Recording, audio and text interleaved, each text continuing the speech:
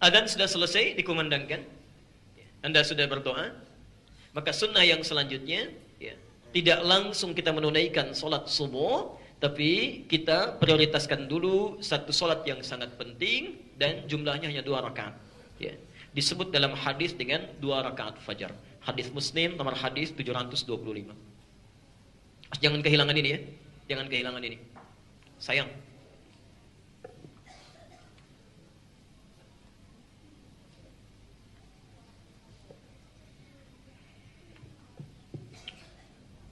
$5 miliar, Masya Allah. Banyak tidak? Banyak. Yang kedua, dunia dan seisinya. Masya Allah. 5 miliar sudah ditumpuk di koper, disimpan di hadapan kita. Diberikan pilihan kepada kita. Pilih mana? Pilih 5 miliar atau dunia dan seisinya. Saya ulang. Kenapa pesimis begitu? Iya. Ada yang bilang masa nih. Jadi saya ulang ya. 5 miliar sudah dikoper, ditumpuk-tumpuk gitu ya, siap disimpan. Terus diberikan pilihan, pilih mana? 5 miliar atau dunia dan seisinya? Yang 5 miliar angkat tangan. Yang dunia dan seisinya? Baik. Secara logika, kalau ada orang memilih ini, saya tidak tahu kata apa yang paling tepat untuk mengungkapkan. Ya. Tapi orang ini, ya bahasa lembutnya salah pilih. Salah pilih. Ya, kalau dunia dan seisinya berarti lebih dari segalanya kan? Ya, lebih daripada ini. Ya. Ustadz bisa nggak dapat 5 miliar plus dunia dan seisinya misal? Nah, itu maksa ya. Anda udah dikasih ini berarti sudah dapat ini. Ya. Masya Allah. Nah, Nabi menawarkan, jika Anda bisa menunaikan sholat 2 rakaat fajar sebelum subuh itu, yang sudah kita ketahui hadisnya, Masya Allah, itu sudah disiapkan dunia dan seisinya. Disiapkan dunia dan seisinya. Dan disebut bukan cuma dunia dan seisinya, lebih baik daripada dunia dan seisinya. Raka'atul fajri, 2 rakaat yang Anda tunaikan mengiringi sholat subuh itu, 2 rakaat fajar, khairun, lebih baik minad dunya wa ma fiha, daripada dunia dan seisinya. Lebih baik.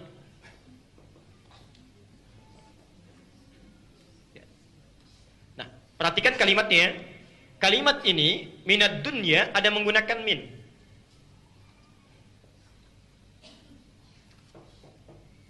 Ada kata minnya.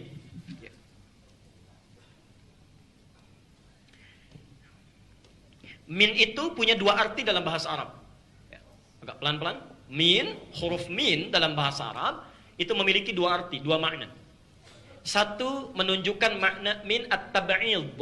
At-tab'id, menunjuk makna sebagian. Sebagian, jadi nggak keseluruhan, sebagiannya saja. Misal, surat yang paling favorit apa yang paling hafal? An-Nas misalnya ya, An-Nas. Nggak apa-apa.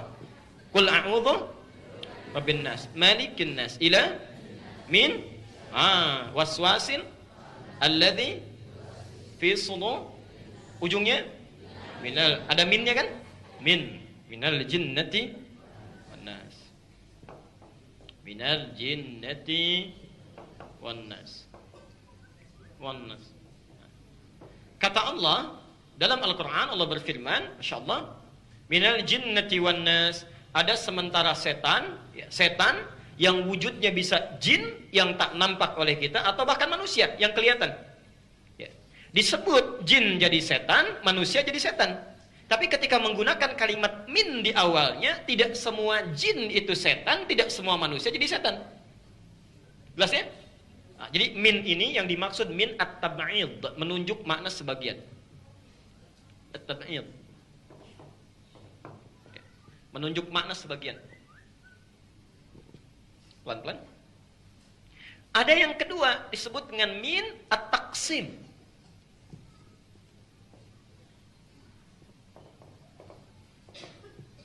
Bimakna al-muqaranah, perbandingan. Perbandingan pada yang lebih baik. Pada yang lebih baik. Pelan-pelan.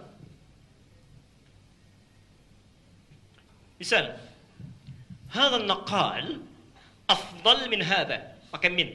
Hadha naqal, handphone yang ini, afdal, lebih bagus, min hadha, dari yang ini. Ya. Jadi ketika Anda menggunakan kalimat min pada dua ini, ya dua handphone ini, Anda sedang memperbandingkan sesuatu yang lebih baik. Masya Allah. Kalau tadi kita bandingkan, Anda misalnya, jangankan 5 miliar, Anda inginkan dunia dan seisinya, ada yang lebih bagus dibandingkan dunia dan seisinya. Jadi kalaupun Anda dapatkan dunia dan seisinya seluruhnya, itu masih tidak sebanding dengan amalan ini. 2 rakaat fajar. 2 rakaat fajar. Ya, jadi pertama hadis ini ingin menunjukkan pahala yang sangat besar, bahwa sholat ini sekalipun cuma sholat sunnah, tapi nilai pahalanya itu lebih banyak, lebih bagus dibandingkan Anda memiliki semua dunia dan seisinya. Allah.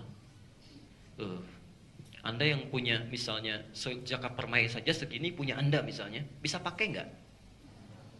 Silahkan tuh, mobil sedunia punya Anda, mobilnya aja itu, bisa pakai nggak? Capek itu hidupnya, capek ya. Jadi buat apa nyari-nyari dunia? Kumpulkan, sudah dikumpulkan meninggal, nggak dibawa lagi. Ya, Masya Allah, kumpulkan, pengen beli handphone, begitu dapat, Allah sudah kasih fungsi handphone untuk nelpon, ya sampaikan kabar, ketik SMS, pengen yang hebat, nabung, begitu dapat 5 juta mau beli handphone di jalan meninggal dunia, belum dipakai lagi. Ya, Allah. Nah, Anda lakukan satu amalan ini lebih baik daripada. Jadi ini ingin menerangkan satu pahala. Jadi orang yang terbiasa menunaikan salat fajar, 2 rakaat fajar, artinya orang ini sudah mendapatkan bekal lebih daripada dunia dan seisinya untuk pulang. Dan ini akan dicari, hati-hati ya. Nanti saat hisab, insya Allah kita saksikan bersama, saat hisab di akhirat nanti, yang pertama dihisab amalan fardu, salat dulu. Kalau yang wajib-wajib sudah selesai, Anda kurang amalan, itu nanti akan dicari yang sunnah. Dicari yang sunnah. Nah, peluang ibadah sunnah terbaik yang banyak pahalanya diantaranya ini. Ya. Jadi kalau Anda tidak pernah tertinggal salat fajar, itu sekali salat fajar lebih baik daripada dunia dan seisinya. 2 kali lebih baik daripada dunia dan seisinya. Ketika Anda diwafatkan, hilang amal wajibnya, fardunya selesai, dihisab tuntas kurang amalan, maka ini akan memberatkan mizan. Berat. Amalan sunnah lain barangkali sedikit naiknya.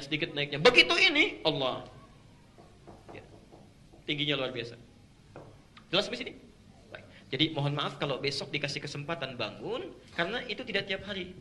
Tidak tiap hari. Itu bergantung saat hidupnya kita. Ya, jadi besok Anda masih hidup, dapat. Besoknya belum tentu. Ya.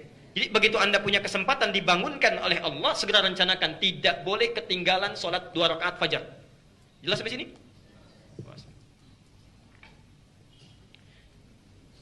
Yang masih bangunnya kesiangan besok, mudah-mudahan diberikan pintu hidayah oleh Allah.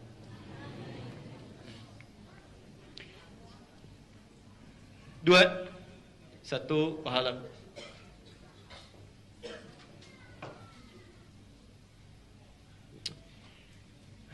Ini ada handphone 1, kepegang tidak?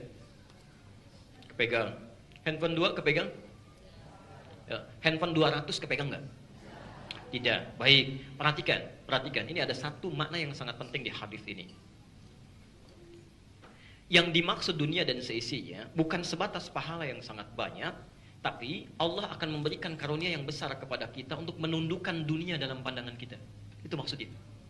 Jadi kalau orang terbiasa menunaikan salat fajar, maka sikap hidupnya akan mencari dunia untuk sekedar kebutuhannya saja. Dunia ditundukkan. Di orang ini tidak disibukkan hidupnya untuk mencari dunia. Nafsunya ditekan, sifat takwanya muncul.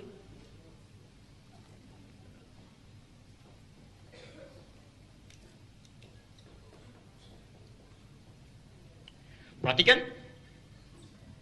Di orang kalau sudah sholat subuh pergi ke kantor mencari apa? Dunia. Ketika belajar mencari apa? Dunia. Ketika bekerja mencari dunia. Umumnya begitu kan?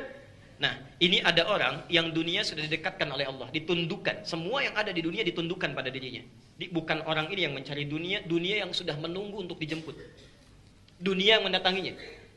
Karena itu sifat orang yang selalu menunaikan salat fajar, dunia dijadikan kecil pada dirinya dan mudah untuk diraihnya. Nafsunya ditekan. Nafsu itu kan sifatnya ingin.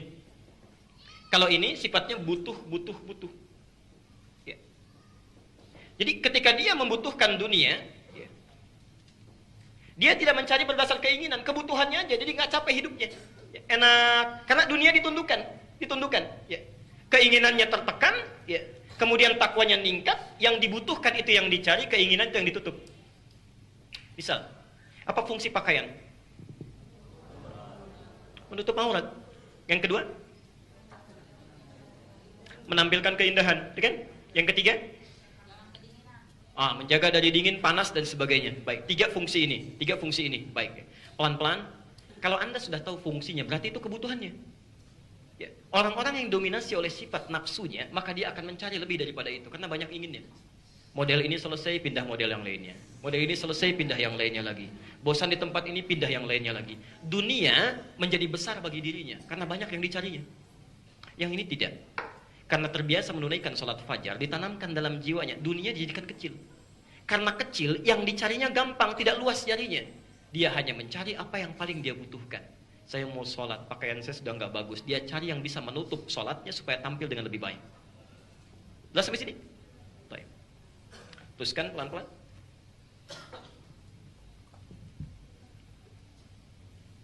Jadi pilih mana? Dunia dan seisinya atau uang 5 miliar? Alhamdulillah. Belum tentu itu. Jangankan 5 miliar, 500.000 aja.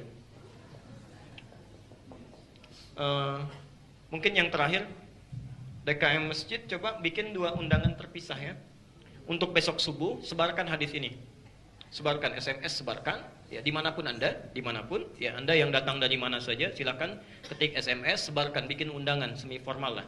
Yang sholat subuh ya di masjid kami, insya Allah kalau menunaikan dengan 2 rakaat subuhnya, masing-masing insya Allah akan mendapatkan dunia dan seisinya. Nanti cek berapa yang datang. Ya. Hari kedua, Anda SMS lagi. Yang sholat subuh di masjid kami, Alisan misalnya bikin, insya Allah masing-masing dapat 500.000. Baik ya. Adzan subuh 4.18, kira-kira datang jam berapa tuh? Yang pertama. Baik ya, Anda bisa nilai sendiri itu. Baik. Yuk, saya agak cepat. Ditunaikan di rumah sunnahnya. Saya ulangi karena kita belajar sunnah ya, Maka 2 rakaat fajar ini sedapat mungkin tunaikan di rumah. Bukan di masjid. Tunaikan di rumah. Tapi Anda mesti beri catatan bila rumahnya dekat dengan masjid. Ya, saya ulang ya, bila rumahnya dekat dengan masjid. Karena seringkali ada orang yang baca hadisnya tidak sampai tuntas. Nggak sampai tuntas. Misal, hadis pertama di Al-Bukhari nomor hadis 731. Kita lihat, ini sering sekali marak disampaikan. Afdalu salatil mar'i fi baitihi ilal maktubah. Ya. Sebaik-baiknya sholat seseorang, tunaikan di rumahnya kecuali sholat fardu. Ya. Pernah dengar hadis ini? Baik. Tapi Anda jangan sampai lupa, Nabi sendiri memberi keterangan, wa baiti huna, dan rumahku ada di sini. Baik, rumah Nabi ada di mana? Di masjid. Di masjid, Masya Allah. Ya. Jadi Rasulullah itu kenapa banyak menunaikan sholat sunnahnya di rumahnya, dari mulai tahajudnya, qiyamnya, sholat-sholat rawatibnya, mutlaknya, bisa dikerjakan di rumah, beliau kerjakan di rumah, karena memang rumahnya dekat dengan masjid. Artinya, bila rumah Anda dekat dengan masjid, maka yang terbaik 2 rakaat fajarnya jangan tunaikan di masjid, tunaikan di rumah. Jelas sampai sini? Tapi bila rumah Anda sekiranya jauh dari masjid, jangan maksa di rumah, tunaikan di masjid. Ya, kalau ingin subuhan di masjid, ya. Misal Anda dari Lebak Bulus misalnya, mau datang ke sini, ya Allah, ada kajian di Al-Ihsan subuh, saya mau kejar ke sana. Sunnah Nabinya sholat 2 rakaat fajar di rumah, sholat dulu di rumah, nyampe sini jam berapa datangnya? Kita ketinggalan segalanya gitu ya. Nah, jelas sampai sini? Nah, jadi jangan jadi perdebatan lagi ya.